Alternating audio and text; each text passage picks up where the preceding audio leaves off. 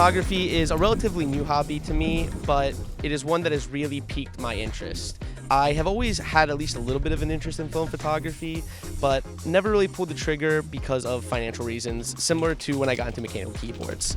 And in the same vein as getting into mechanical keyboards, when I decided to dive in, I dove in. Channeling the spirit of my inner grainy days, Willem Verbeek and Joe Greer, I decided to dedicate this episode to my experience shooting film in New York City as an absolute novice in this medium. Wait across the street, am I safe? We're gonna go. Speaking of diving in, you should go ahead and dive into that like and subscribe button to keep up with all of my future content. And if you do, I'll give you a big kiss. Or not. Consent is king, everybody. I was convinced to buy my Nikkor FT2 by my friend Vedant while we were up in the Catskills at a thrift shop. And against my better judgment, I listened to him. I'm right by a bathroom, and you can probably just hear the hand dryer absolutely going off. Against my better judgment, not because it was an old and busted vintage film camera, but because it was actually in great condition and works perfectly. I probably didn't need to get myself into another expensive hobby. Is it bad that I filmed this in a kid's park? Is it weird that I'm by myself with a camera in a kid's park? Probably. A few of us got together in the city and wanted to go shoot some film in New York. I loaded up my FT2 with some Fuji 200 and it was game time. Me and Sabrina did technically start at the Chelsea flea market, but it was very, very small, but not small enough to where I couldn't manage to snag a few terrible pictures of some very good boys and the back of this random pedestrian's head that I actually really like. We met everybody at the Chelsea flea market where I met some pretty interesting individuals. Everyone was very kind. I did meet this absolutely lovely lady who allowed me to take her photo. I loved her outfit and I think it came out very well. I also met these two gentlemen who were kind enough to let me take their portraits. They were running a clothing pop-up and honestly they were just great to talk to. We had very nice conversation. Thank you for letting me take a photo. I appreciate it, sir. That's cool. I appreciate it because you asked before. I also got some random stranger shots and some great portraits of Vedant and Sabrina while we were there.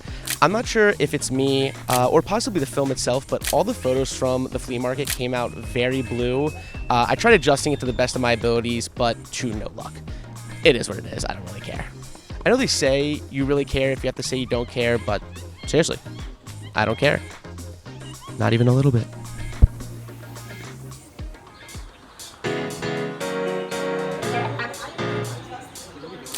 Afterwards, we headed down to the World Trade Center to make our way to Brooklyn because Sabrina and I had tickets to a candlelit string quartet that was playing anime intros.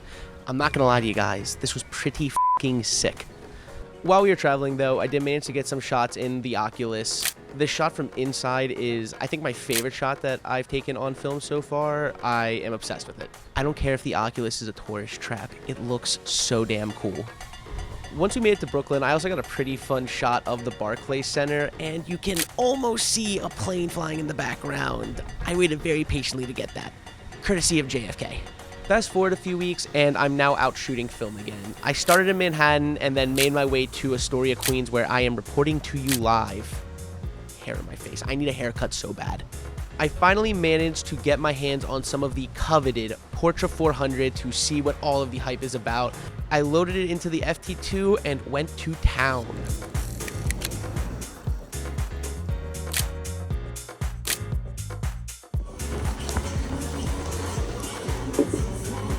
Does this still count as a DC? It's Diet Cola, but does this count as a DC?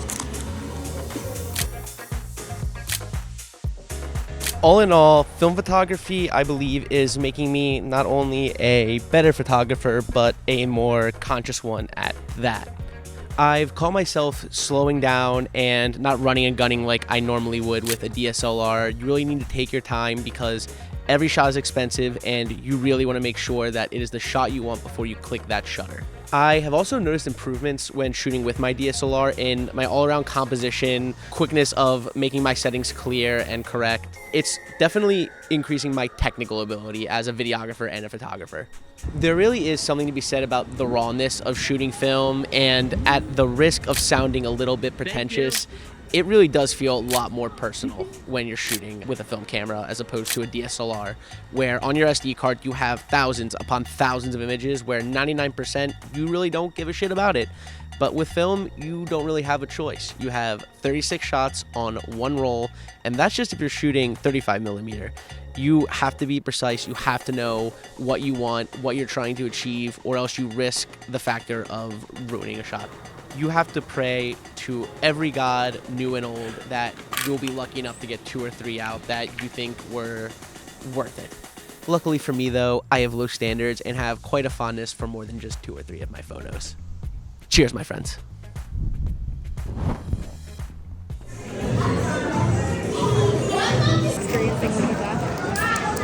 Dies. Instantly dies. As advertised. Death. Just water. It's good. It's sparkling water.